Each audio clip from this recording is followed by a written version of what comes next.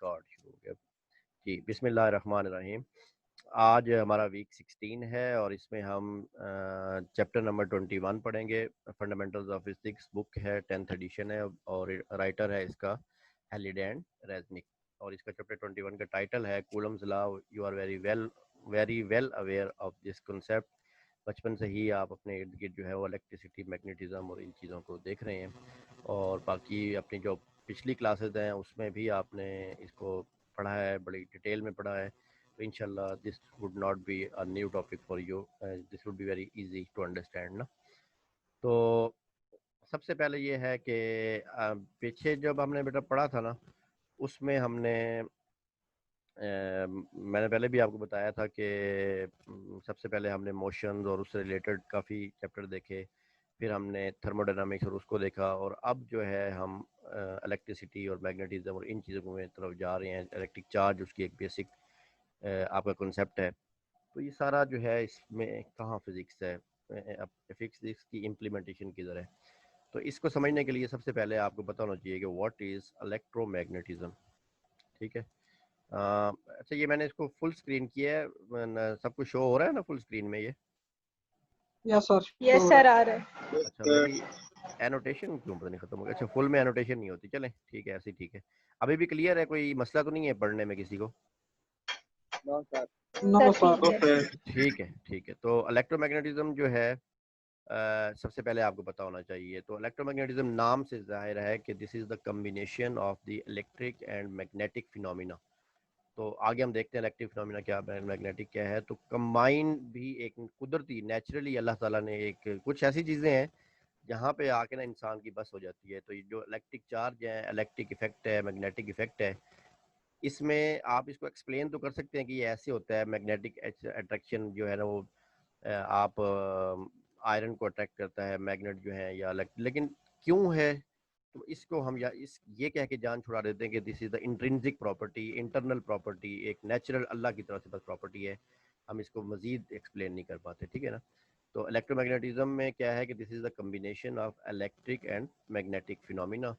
और इसमें आप जो है अपनी डेली लाइफ में इर्द गिर्द आपकी तमाम जितनी भी कम्युनिकेशन, मोबाइल कम्युनिकेशन है, अभी जो हम जो है कंप्यूटर्स और मोबाइल्स के थ्रू, रेडियो जो है हमारे, इंटरनेट, अपने आपके टीवी, ये तमाम जितने भी हैं ये मैग्नेटिज्म की जो फील्ड है इसकी बदौलत ये सारी जो है ये इलेक्ट्रोमैग्नेटिक रेडिएशन हैं, इलेक्ट्रिक करंट है, जिसकी बेस पे आपकी सारी की सारी ये इंडस्ट्री, टेक्निकल इंडस्ट्री जो है वजूद में है, जिसकी बेस पे आज हम इस लेवल पे हैं। तो इलेक्ट्रोमैग्नेटिज्म या इलेक्ट्रिसिटी या मैग्नेटिज्म की वजह से जो है वो हम इस लेवल पे हैं, वरना इससे पहले आपको पता ही है कि क्या दौर था, जो कबूतर के साथ जो है ना वो ख़त बांध के भेजते थे लोग चीज़ों को। तो बहरहाल इसके अलावा आप लाइट्स हैं, आपके एरोप्लेन्स हैं, आप इवन के फूड के आपका कोई आइटम है उसको रैप करते हैं और रैपर चढ़ाते हैं, तो ये नहीं होता कि ठीक है आपने वो स्ट्रॉन्ग तो किया था, लेकिन उसमें भी कुछ ना कुछ चार्ज ऐसा आ जाता है कि जो उसको बाइंड रखता है आपके ना सिर्फ फूड या कोई भी ऐसी रैप आप रैपिंग करते हैं तो रैपर्स जो हैं उसमें भी इलेक्ट्रिक चार्ज और ये इन्वॉल्व होती है। तो बहुत इंपॉर्टेंट फील्ड है इलेक्ट्रोमैग्नेटिज्म आपकी फिजिक्स की इम्प्लीमेंटेशन के हवाले से, ठीक है। इसकी थोड़ी सी एक हिस्ट्री है कि सबसे पहले ना ग्रीक फिलासफर्स थे, बहुत अर्ली एज आप समझ लें, ग्रीक्स ने जो है ना इसे सोचना शुरू किया। तो उनको ये तो पता था कि अगर आप एम्बर, एक आपका एक जेम है, उसको रब करें थोड़ा सा, एक पीस ऑफ एम्बर को, और उसको जो है स्ट्रॉज को, छोटे छोटे स्ट्रॉज रखे हों पीसीस के, स्ट्रॉ के पीसीज हों, उसके पास उस रब करने किसी भी चीज़ के साथ रब करके आप उसके करीब लाए ना, तो स्ट्रॉ जो है वो जंप करके एम्बर के साथ जो है ना वो आपके एक मिनरल होगा, आप कह लें जेम कह लें, उसके साथ अटैच हो जाते हैं। तो वो ये जानते थे, उनको पता नहीं था। और आज हम ये जानते हैं कि ये जो फिनोमिना है ये बेसिकली एक इलेक्ट्रिक फोर्स होती है कि जब हम उसको रब करते हैं किसी भी इस तरह के मटेरियल को, तो उसके ऊपर एक इलेक्ट्रिक चार्ज आ जाता है, जो कि स्ट्रॉज जो है उसके ऊपर उसके ऑपोजिट चार्ज होता है, तो जिसकी वजह से वो उसको अपनी तरफ अट्रैक्ट कर लेता है। इलेक्ट्रिक फोर्स होती है जी। मैसेज आया जी। तौसीफ इशफाक यानी साहब कह रहे हैं कि मेरा बार बार डिस्कनेक्ट हो रहा है, हमारी साइड इंटरनेट प्रॉब्लम होता है। ठीक है बेटा, अगर ज्वाइन हो सकता है मैक्सिमम तो कर लें, इंशाल्लाह मैं इसको अपलोड कर दूंगा आपकी, लेकिन ये है कि आप कोशिश करें कि ज्वाइन रहे आपका ना, ठीक है। लेकिन अगर नेट का इशू है तो उसमें कुछ नहीं हो सकता, वो तो फिर है। एनीओ। तो ग्रीक फिलोसफर ने जो है ना वो ये जानते थे इलेक्ट्रिसिटी तो सिर्फ उनका था कि जी इस तो बेसिकली आज हमें पता है कि ये इलेक्ट्रिक फोर्स थी, उस वक्त वो नहीं जानते थे। अच्छा, एक और भी जो है ना उन्होंने आइडिया दिया था कि उन्होंने कहा था कि एक स्टोन ने नेचुरली अकरिंग मैग्नेट था, उनको नहीं पता था कि ये मैग्नेट है, एक स्पेशल वो कहते थे कि पीस ऑफ स्टोन है, उसको अगर आप किसी आयरन के करीब लाए ना, बीट्स ऑफ आयरन के, तो आयरन भी जंप करके उसको आ जाए, तो बड़े हैरान होते थे वो। तो आज हमें पता है, आज की टेक्नोलॉजी के दौर में अब हम इस लेवल पे पहुंच चुके हैं साइंस में और इंजीनियरिंग में कि बेसिकली ये मैग्नेटिक फोर्स है जिसकी वजह से जो है ये वो आयरन जो है उसकी तरफ अट्रैक्ट हो जाते हैं। तो ग्रीक्स ने अलग-अलग जो है ना इसको स्टडी किया, इसमें डेवलपमेंट करते रहे कि टिल टाइम के 1800 समथिंग में जो है आके एक साइंटिस्ट था क्रिश्चियन ओर्स्टेड, ठीक है, इसने जो है ना एक बच्चों के लिए लेक्चर तैयार करा था। तो उसमें उसने ये फाइंड देखा कि ये जो इलेक्ट्रिक और मैग्नेट जो हैं ये अलग-अलग ब्रांचेस नहीं हैं, बल्कि अगर किसी भी आपके इलेक्ट्रिकल मैकेनिज्म में फिनोमिना हो रहा है तो उसके साथ साथ उसमें मैग्नेटिक फोर्स भी एग्जिस्ट करती है। और बेसिकली कैसे उसको पता लगा, एक वायर थी उसमें से जब उसने करंट गुजारा ना, तो बाई चांस एक मैग्नेटिक नीडल भी उसमें पड़ी हुई थी। उसने देखा कि बाई चांस हुआ, उसने देखा कि इलेक्ट्रिक करंट गुजरने से वो नीडल जो है ना उसमें डिफ्लेक्शन आ गई। तो उसने कहा है अगर ये डिफ्लेक्शन आ रही है इट मीन्स कि इलेक्ट्रिक फोर्स जो है इस मैग्नेट को भी इफेक्ट कर रही है, मैग्नेटिक फोर्स भी इसका मतलब है, क्योंकि मैग्नेटिक नीडल थी और मैग्नेटिक फोर्स की वजह से ही वो उसने मूव करना था। तो वो और पास उसने करंट किया था। तो उस 1800 यानी कि 19th सेंचुरी में हमें ये पता लगा कि इलेक्ट्रिक और मैग्नेटिक अलग फील्ड नहीं है, ये इकट्ठी ही हैं जिसको हम इलेक्ट्रोमैग्नेटिज्म कहते हैं। उसके बाद जो है थोड़ा सा मज़ीद इसमें काम किया माइकल फेराडे ने, बहुत ज़बरदस्त जो है वो एक एक्सपेरिमेंटर था, ने गॉड गिफ्टेड उसके जो है ना ये एबिलिटी थी, उसके अंदर एक्सपेरिमेंट्स उसने किए इसी इलेक्ट्रोमैग्नेटिज्म पे। और उसने बहुत ज़्यादा visualisation, electric field of lines आप पढ़ते हैं ना, ये जी इलेक्ट्रिक फोर्स है, इलेक्ट्रिक फील्ड ऑफ लाइंस है, इलेक्ट्रिक पोटेंशियल है, सारी चीज़ें ये फेराडे ने बहुत अच्छी जो है ना एक्सप्लेन करके आपको बताई। और उसकी मैथमेटिकल मॉडलिंग जो है वो मैक्सवेल ने की। और भी बहुत सारे साइंटिस्ट हैं, लेकिन छोटी सी एक आपको बैकग्राउंड है हिस्ट्री बताने के लिए कि जो है ना मैक्सवेल ने फिर उसको एक मैथमेटिकल फॉर्म थी जो आगे हम पढ़ेंगे। तो ये एक ब्रीफ सा एक इंट्रोडक्शन था कि हम जो इलेक्ट्रोमैग्नेटिज्म या कूलम्स लॉ पढ़ने जा रहे हैं, बेसिकली ये चार्ज से रिलेटेड है और इसका हमारी डेली लाइफ के साथ बहुत गहरा ताल्लुक है। आज की तमाम तरक्की जो है that totally depends upon electromagnetism. आप देख लें बिजली ना हो तो क्या हाल हो, घर में आपके लाइट ना हो, पंखे ना चल रहे हो। पिछले दिनों कि मैं था उधर कोटा में, तो एक दिन ना वो हमारा ट्रांसफार्मर जल गया। तो तकरीबन सुबह को 4 बजे लाइट आई, शाम को मेरे ख्याल 3-4 बजे जो है ना वो जला था। तो यकीन करेंगे लग पता गया ना। तो बहुत ज़्यादा ब्लेसिंग है इसकी वजह से हमारी लाइफ के अंदर एक इनकलाब आप समझ लें क्या हो गया इलेक्ट्रोमैग्नेटिज्म के आने की वजह से। तो उसके बाद जो है अब हम पढ़ते हैं कूलम्ब लॉ से पहले एक मैजिक देखते हैं जिसको हम इलेक्ट्रिक चार्ज को भी डिफाइन करेंगे इंशाल्लाह। इसके लिए हम एक्सपेरिमेंट करते हैं। हम क्या करते हैं कि हमारे पास एक ग्लास रॉड है, ठीक है, एक और दूसरी भी ग्लास रॉड है। तो इसको जो है ना एक हम सिल्क का हमारा एक कपड़ा है, क्लॉथ है, उसके साथ इसको हम रब करते हैं। रब करने के बाद एक जो ग्लास है उसको हम सस्पेंड कर देते हैं ये किस धागे के साथ, थ्रेड के साथ।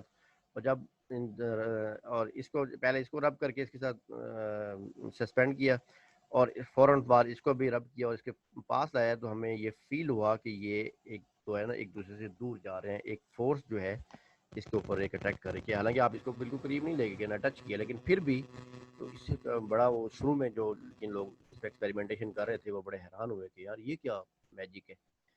दूसरा फिर उन्होंने एक और काम किया कि ये तो रिपेल हो रहा था, एक प्लास्टिक रॉड लिया ना, ग्लास रॉड नहीं लिया, एक ग्लास रॉड था उसको रब कर किया और प्लास्टिक रॉड को एक फर के साथ, फर भी एक टाइप ऑफ क्लॉथ है, उसके साथ जब उसको रब करके उसके साथ लाया ना, तो उन्होंने देखा कि उसको वो आपस में एक दूसरे से अट्रैक्ट कर रहे हैं। तो बेसिकली क्या है कि ये जो हमारे पास जो फिनोमिना हो रहा है यहाँ पे कि जब आप रब करते हैं तो बेसिकली उसके ऊपर जो है इलेक्ट्रिक चार्ज जो है एक इंट्रिंसिक प्रॉपर्टी है आपके इस मेटेरियल, कोई भी मटेरियल है, चाहे आपके रॉड्स हैं, ग्लास रॉड है, प्लास्टिक है आपका, पीछे हमने जो है ना वो एक जेम देखा, या कोई भी मटेरियल को जब आप रब करते हैं तो उसकी उसके एक एटॉमिक लेवल पे आप देखें तो स्ट्रक्चर हर एटम मटेरियल का ऐसा है कि ऐसी चेंज आती है कि उसके ऊपर एक चार्ज जो है वो आ जाता है, ठीक है ना। और वो चार्ज पॉजिटिव भी हो सकता है और नेगेटिव भी होता है, आगे हम देखते हैं। ये तो है हमारा एक बेसिकली एक डेली लाइफ में अगर हम एक्सपेरिमेंट करें तो अक्सर जो है ना ये कॉम, जब आप कंघी देते हो और उसके बाद आप किसी कागज़ के साथ उसको करें तो वो कागज़ के पीसीज भी जो है उसके साथ आ जाते हैं, बेसिकली कॉम के ऊपर भी जो है ना वो चार्ज आ जाता है जब बालों के साथ आप उसको थोड़ा सा रब करते हैं। तो यहाँ से हमारे पास फिर एक डेफिनेशन आती है ये वाली कि electric charge is an intrinsic property. Intrinsic का मतलब है तो कि नेचुरली बिल्ट इन, उसके अंदर अल्लाह अल्लाह की तरफ से एक प्रॉपर्टी है of the fundamental particles that make up object such as the rod. और तो फंडामेंटल पार्टिकल क्या है? एटम्स हैं। तो एटम्स की वजह से जो है ना ये प्रॉपर्टी, चार्ज की प्रॉपर्टी आती है। और वो क्या है, किस में आपके रॉड जिस एटम से बना हुआ है, सिल्क के अपने एटम्स हैं, फर के एटम्स हैं। तो चार्ज जो है this is the property that comes automatically with those particles when wherever they exist. कोई भी मटेरियल आपका इस तरह का जो एग्जिस्ट करता है तो उसके अंदर बेसिकली एटम्स का जो है स्ट्रक्चर ऐसा है जिसकी वजह से उसके अंदर ये प्रॉपर्टी एग्जिस्ट करती है। तो दो हमारा हमने देखा कि चार्ज पार्टिकल्स पीछे रॉड्स थी, जब हमने उनको आपस में किया तो उन्होंने आपस में रिपेल किया। यहाँ पे देखें तो इसका मतलब है कि इनके ऊपर एक जैसा चार्ज था। और आज हम ये जानते हैं कि two same charges repel each other, ठीक है ना। सेम साइन, अब अच्छा जो चार्ज था इसको हम कोई भी साइन दे सकते थे, ये पॉजिटिव और नेगेटिव भी किसी साइंटिस्ट ने इसको साइन दिया था। एक फोर्स है बेसिकली ना, ये जो रिपेल कर रही है या अट्रैक्ट कर रही है, तो उसने इसको कहा दिया कि यार जो रिपेल्शन जो एक फोर्स ऐसी थी, उसने कहा कि ये पॉजिटिव है, एक ऐसी है जो नेगेटिव है। तो दोनों को जब हम सम करते हैं तो वो न्यूट्रल एक चीज़ हो जाती है। जब कोई भी चार्ज ना हो तो हम कहते हैं जी वो न्यूट्रल है। अगर अट्रैक्टिव फोर्स हो तो हम कहते हैं कि पॉजिटिव। अगर दो ऑपोजिट हमारे पास चार्जेस थे तो एक को हमने पॉजिटिव कह दिया, एक को नेगेटिव कह दिया। तो अगर दोनों एक ही तरह की फोर्सेस दो ग्लास रॉड्स पे या किसी भी मटेरियल पे होंगी तो हम कहेंगे कि जो है आपस में रिपेल करते हैं। Same charges repel each other and opposite charges attract each other, ठीक है। तो अब हमने एक को पॉजिटिव और एक को नेगेटिव साइन दे दिया चार्ज को। तो particles with same sign of electrical charge repel each other and particles with opposite signs attract each other. This is the electric charge के बारे में थोड़ा सा हम जानते हैं। उसके बाद है जी कि इलेक्ट्रिक चार्ज की बेस पे फिर हमने मटेरियल्स को आपने डिफाइन किया। कंडक्टर्स ऐसे मटेरियल्स हैं जिसमें, अच्छा इलेक्ट्रिक चार्ज आता कहाँ से है? मैंने आपको कहा कि जो है ना वो उनकी बनावट पे, उनके स्ट्रक्चर पे डिपेंड करता है। तो बेसिकली एटम्स के अंदर हमें पता है कि पॉजिटिव पार्टिकल्स भी होते हैं जिनको हम प्रोटॉन्स कहते हैं, नेगेटिव पार्टिकल्स भी होते हैं जिनको हम इलेक्ट्रॉन कहते हैं। तो बेसिकली पॉजिटिव और नेगेटिव का अगर इम्बैलेंस हो किसी भी मटेरियल के अंदर, किसी तरह से हो जाए, तो हम कहते हैं जी कि उसके ऊपर वो चार्ज आ गया। अगर पॉजिटिव चार्ज प्रोटॉन ज़्यादा हैं और इलेक्ट्रॉन कम हो गए हैं तो उसके ऊपर पॉजिटिव चार्ज, इसका मतलब ज़्यादा हो गया। पॉजिटिव और नेगेटिव मिलकर आपस में कैंसिल करते हैं, तो पॉजिटिव ज़्यादा है तो कैंसिल होने के लिए कुछ नहीं है, तो हम कहेंगे उसको पॉजिटिव चार्ज आ गया अगर प्रोटॉन ज़्यादा है। अगर एक ऐसा एलिमेंट है जिसके अंदर इलेक्ट्रॉन ज़्यादा हैं और प्रोटॉन कम है तो उसके ऊपर हम कहेंगे नेगेटिव चार्ज आ गया, ठीक है ना। तो ये इस तरह का इसके अंदर है। तो अगर हमारे ऐसे मटेरियल्स हैं जिसके अंदर इलेक्ट्रॉन्स हों मूव करने के लिए और उसमें इलेक्ट्रिक करंट आपका पास हो जाए इजीली और इलेक्ट्रॉन फ्रीली मूव कर सकें, उन मटेरियल्स को हम कहते हैं कि वो हमारे पास कंडक्टर्स हैं। इसको थोड़ा सा मैं आगे एक्सप्लेन करता हूँ। और, और कंडक्टर्स की बड़ी बेस्ट एग्जांपल हमारे पास मेटल्स है कि मेटल्स में आप करंट पास करें तो फ़ौरन आपका चार्ज जो है ये मूव करता है उसके अंदर। और इसी तरह ऐसे मटेरियल्स भी हमारे पास हैं कि जिनमें ये चार्ज मूव नहीं कर सकता उनके अंदर, उनके पास ऐसे इलेक्ट्रॉन नहीं होते कि वो, या प्रोटॉन ऐसे एटम्स, पॉजिटिव एटम या नेगेटिव इलेक्ट्रॉन नहीं होते कि वो फ्रीली मूव कर सके। तो चाहे आप उनके करंट के साथ उनको सोर्स के साथ लगा भी दें फिर भी वो उसमें से पास नहीं होते, तो हम कहते हैं that materials are the insulator. तो एक इन दोनों के इन बिटवीन भी एलिमेंट्स हैं जिनको हम कहते हैं सेमीकंडक्टर्स। तो सेमीकंडक्टर्स क्या है? दीज आर द इंटरमीडिएट के 100% भी इनके पास फुली फ्री इलेक्ट्रॉन भी नहीं होते और बिल्कुल भी जो है ना ये ऐसा नहीं है कि जी ये करते ही नहीं है, इसमें फ्री चार्ज होता ही नहीं है।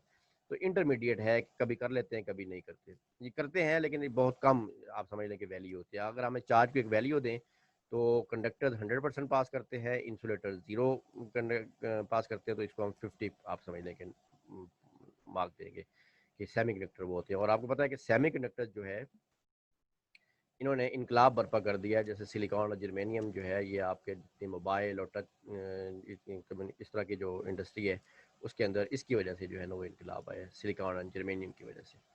तो एक ऐसे, अच्छा कंडक्टर्स एक ऐसे हैं कि 100% तो नहीं, मैं ज़रा कि ऐसे हैं कि जिनमें फ्रीली मूव कर लेते हैं लेकिन फिर भी थोड़ी बहुत उनको रेजिस्टेंस मिलती है। आप समझ लें कि 90% है, 85 to 90%। तो एक हमने क्लासिफिकेशन ये की है कि सुपर कंडक्टर्स हैं, ऐसा ज़बरदस्त स्ट्रक्चर होता है उन एलिमेंट्स का, उन पार्टिकल्स का, कि वो आपके जो उसके अंदर इलेक्ट्रॉन्स होते हैं ना, उनको हिंड्रेंस आती ही नहीं है, बिल्कुल परफेक्ट फ्लो होता है इलेक्ट्रॉन का, और फौरी जो है ना उसमें से पास हो जाते हैं। तो उनको एटम्स को, उन मटेरियल्स को हम कहते हैं कि they are the superconductors, उनको हम सुपर कंडक्टर कहते हैं। ठीक है ना। तो इलेक्ट्रिक चार्ज की बेस पे, चार्ज का मतलब ये है कि इलेक्ट्रॉन्स उनके अंदर फ्री हैं या नहीं, उसकी बेस पे हमने मटेरियल्स को डिफाइन किया। क्या क्या कंडक्टर्स होते हैं, इंसुलेटर्स या नॉन कंडक्टर्स हम इनको कहते हैं, सेमी कंडक्टर इन बिटवीन, और सुपर कंडक्टर जो कि विदाउट एनी हिंड्रेंस आपके मूव करते हैं। तो आप ये क्वेश्चन उठा सकते हैं कि जी कंडक्टर फिर क्या है। तो कंडक्टर्स में 100% नहीं, कंडक्टर्स में थोड़ी बहुत हिंड्रेंस होती है, लेकिन तकरीबन हम ये कहते हैं कि फ्री टू मूव है। लेकिन सुपर कंडक्टर में बिल्कुल हिंड्रेंस नहीं होती। ठीक है ना। तो उसमें जैसे ही आप उसमें उसको कनेक्ट करते हैं तो और जनाब इलेक्ट्रॉन फ्लो करना शुरू कर देते हैं, जीरो रेजिस्टेंस आप समझ लेंगे उनकी होती है आपकी। तो इसकी एक्सप्लेनेशन क्या है? एक्सप्लेनेशन ये क्या है कि the properties of conductors and insulators are due to the structure and electrical nature of atom. Basically आपको पता है कि जितने भी आपका कोई भी एटम, मैटर है, मटेरियल है किसी भी तरह का, those are made up of the atoms. तो आप ये जो कंडक्टर या इंसुलेटर या कोई भी आप कह रहे हैं, किस बेस पे कह रहे हैं, आपको कैसे पता है कि ये पास करते हैं नहीं करते? तो basically those are dependent upon the nature of atoms. Atoms consist of positively charge protons. अब एटम कोई भी है ना, आपने केमिस्ट्री में पढ़ा होगा कि बेसिक ये है कि उसके अंदर प्रोटॉन्स होते हैं जिनका चार्ज पॉजिटिव होता है, और इलेक्ट्रॉन्स होते हैं जिनका चार्ज नेगेटिव होता है, और इलेक्ट्रिकली न्यूट्रल पार्टिकल्स भी उनके अंदर होते हैं जिनको हम न्यूट्रॉन्स कहते हैं। तो जो आपका एटम है उसका एक न्यूक्लियस होता है जिसके अंदर प्रोटॉन और न्यूट्रॉन्स होते हैं, और इलेक्ट्रॉन जो है उस न्यूक्लियस के अराउंड जो है वो रोटेट कर रहे होते हैं।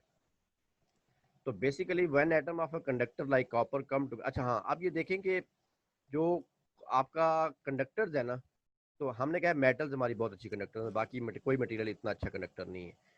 तो मेटल्स में क्या होता है कि जितने भी आपके एटम्स होते हैं, बेसिकली मेटल्स जो है वो एटम्स में होती हैं। कॉपर के एटम है, आयरन के एटम है, Fe के, Cu के। तो इनके अंदर जो पॉजिटिव आउटर मोस्ट शेल के अंदर पॉजिटिव इलेक्ट्रॉन्स होते हैं ना, जो आउटर मोस्ट इलेक्ट्रॉन जिनको हम कहते हैं, वो शेप ऐसी मेटल की बनती है नेचुरली अल्लाह की तरफ से कि पॉजिटिव एलिमेंट्स एक साइड पे हो जाते हैं, और नेगेटिव जो इलेक्ट्रॉन्स होते हैं वो उन तमाम एटम्स के शेल में से निकल के जो है ना, वो तमाम एटम्स के अराउंड आप समझ लें कि रोटेट करना शुरू कर देते हैं। उनको हम कहते हैं वो हमारे पास फ्री इलेक्ट्रॉन। तो बेसिकली एट मेटल्स जो हैं उनका अल्लाह ने नेचुरली स्ट्रक्चर ऐसा बनाया है कि उसमें आउटर मोस्ट इलेक्ट्रॉन तमाम एटम्स के निकल जाते हैं, वो पॉजिटिव आयन बन जाते हैं, वो एक तरफ रहते हैं, और उनके अराउंड जो है इलेक्ट्रॉन, सबके सारे इलेक्ट्रॉन तमाम एटम पॉजिटिव आइंस के अराउंड रोटेट करना शुरू कर देते हैं। उनको हम कहते हैं वो हमारे पास फ्री इलेक्ट्रॉन्स हैं। तो जब इस तरह का जो एटम्स है आपके पास होगा, मेटल होगी, तो when atoms of conductor like copper come together to form the solid, some of their outermost and so most loosely held electrons become free to wander about, यानी कि घूमने फिरने के वो फ्री होते हैं। तो living behind positively charge atoms we call the mobile electrons conduction electron. इसी वजह से वो कंडक्टर्स होते हैं। जब आप उनको किसी सोर्स से कनेक्ट करते हैं ना, तो वो आपके इलेक्ट्रॉन मूव करना शुरू कर देते हैं। तो इंड्यूस चार्ज इससे टर्म निकली है। क्या होता है कि अ न्यूट्रल कॉपर रॉड, अब बेसिकली आपके पास एक कॉपर रॉड है, ये न्यूट्रल है, ठीक है ना। अब आपने इसको किसी सोर्स से कनेक्ट नहीं किया, यहाँ पे थी, लेकिन इसी में ही आपने पॉजिटिव नेगेटिव कैसे किया कि आपने एक चार्ज प्लास्टिक था, उसके ऊपर नेगेटिव चार्ज था, आप इस कॉपर रॉड के पास लेके आए जिसमें पॉजिटिव भी है नेगेटिव भी है, लेकिन ये न्यूट्रल है। तो क्या होगा, अच्छा जी 10 मिनट का मैं अल्टीमेटम आ गया है, तो 10 मिनट बाद मैं दोबारा ज्वाइन करूंगा, तो आप लोगों ने इसी लिंक से दोबारा ज्वाइन कर लेना, ठीक है ना। तो क्या होगा कि नेगेटिव जो है, ये इसके जो नेगेटिव यहाँ पे रोटेट कर रहे होंगे, इसको आपस में रिपेल करेंगे, तो ये इलेक्ट्रॉन एक कोने पे चले जाएंगे। तो जब एक साइड पे जाएंगे तो पॉजिटिव जो है जो एक कोने पे आ जाएंगे, तो ये आपस में इनकी अट्रैक्शन होगी। तो इसकी वजह से आप देखें कि इसी विदन द कॉपर एलिमेंट आपने एक तरफ पॉजिटिव कर दिया, एक तरफ नेगेटिव कर दिया, तो आपके पास इनकी आपस में आपने इंड्यूस कर दिया है चार्ज को, पॉजिटिव नेगेटिव एंड बना दिया, वरना ये न्यूट्रल था। तब तक इलेक्ट्रॉन फ्लो करने थे कि अगर आपने इसको किसी सोर्स से, बैटरी से जोड़ते तब फ्लो करता, लेकिन अभी आपने सिर्फ इसको जोड़ा नहीं है, एक नेगेटिवली चार्ज पार्टी का प्लास्टिक का रॉड आप इसके साथ लाए हैं, तब भी इसके अंदर डाइपोल बन गया, एक नेगेटिव हो गया एक पॉजिटिव हो गया। तो इसको हम कहते हैं कि this is the induce charge है ये आपके पास। अच्छा जी, एक बुखार नहीं है, ये कौन है सर? इसे आउट कर दे, ये आउटसाइडर है, इसे आउट कर दे। लेकिन ये बुरी बात है बेटा। कौन है ये? मैं अभी किकसेट में ही हूँ और आईटी वाले को बुलाता हूँ, पता लग जाएगा, ना करें तो बेहतर है। अच्छा जी सर, एक आउटर बंदा ऐड हुआ है।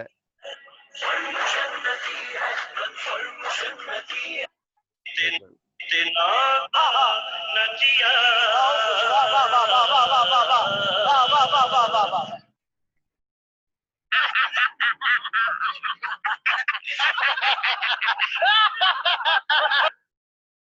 बेटा ये किस नाम से है?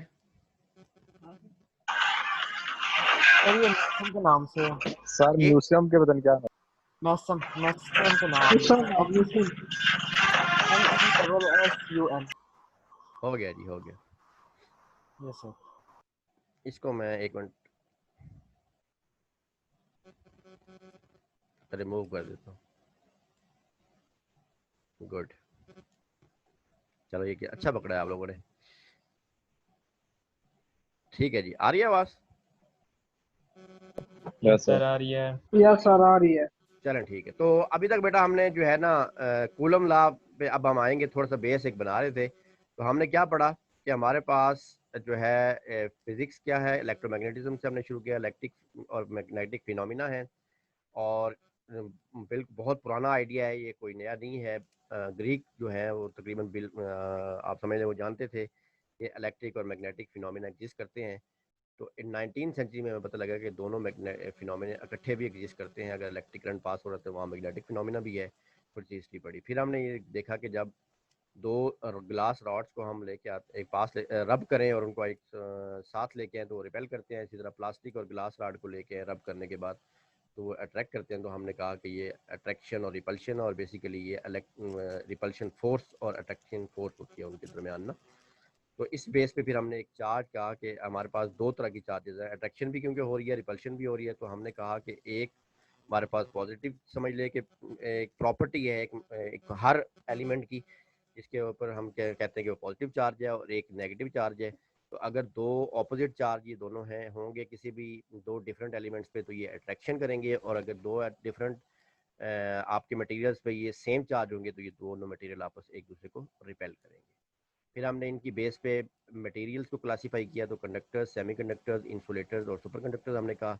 और फिर हमने उसको एक्सप्लेन किया कि ये चार्ज बेसिकली फ्री इलेक्ट्रॉन्स होते हैं, एटम्स जिस तरह मेटल्स हैं जिनके अंदर फ्री इलेक्ट्रॉन होते हैं, जिसकी वजह से हमारा करंट पास होता है। अगर वो फ्री इलेक्ट्रॉन ना हो, जैसे कि रबर है आपके पास, उसमें फ्री इलेक्ट्रॉन नहीं होते, तो आपका वो देखें ना इंसुलेटर है, कोई और प्लास्टिक है, कोई भी ऐसा मटेरियल है, तो उसमें जिसमें फ्री इलेक्ट्रॉन होंगे वही आपका एक अच्छा कंडक्टर होगा।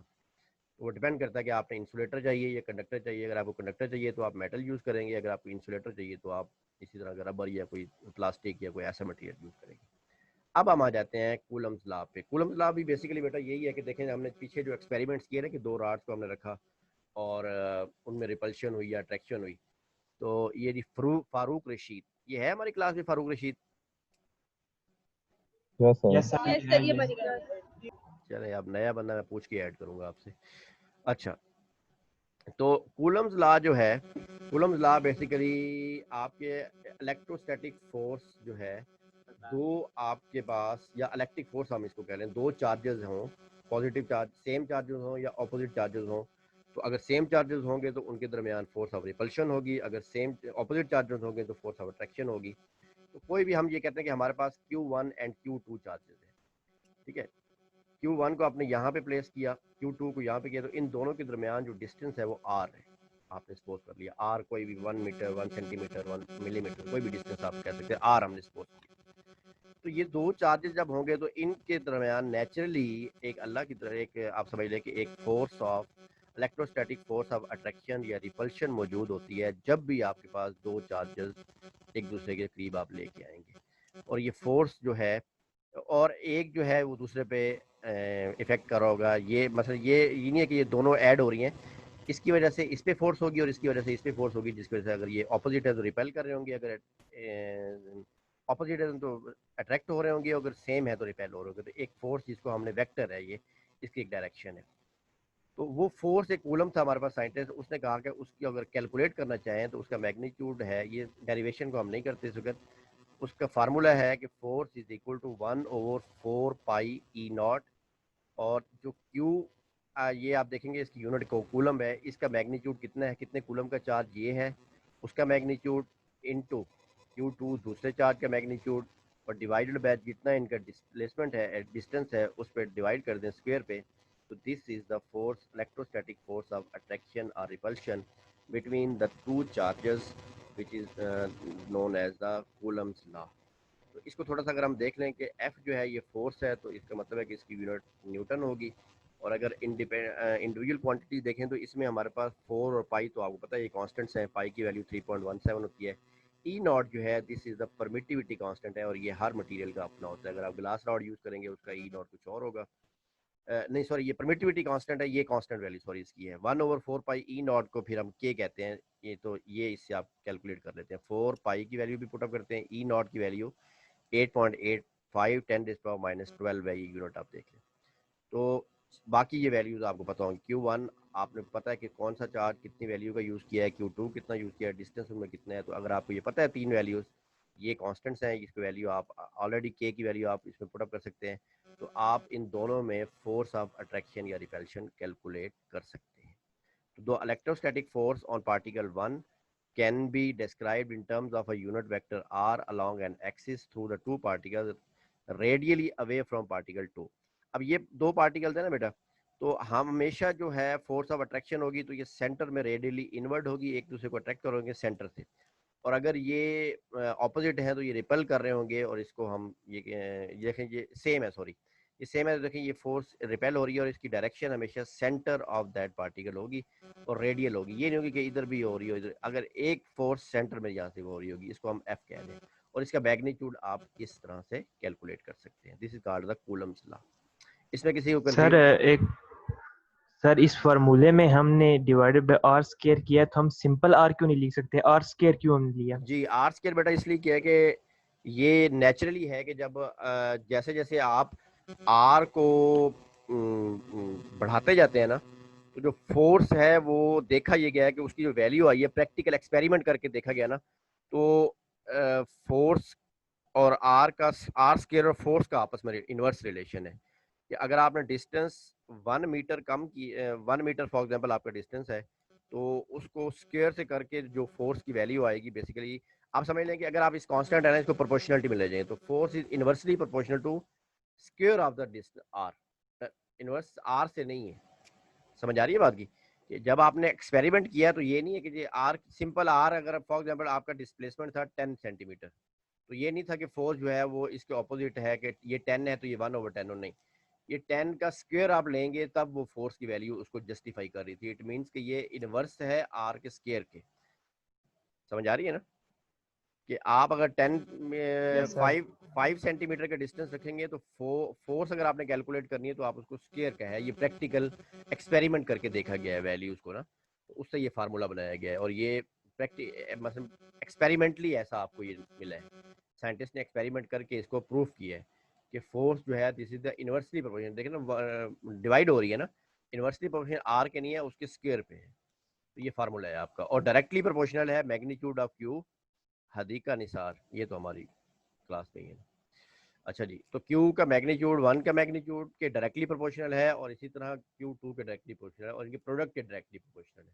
तो force is directly proportional to the, जैसे जैसे चार्ज बढ़ाते जाएंगे ये वाला और ये वाला, तो फोर्स आपकी बढ़ती जाएगी।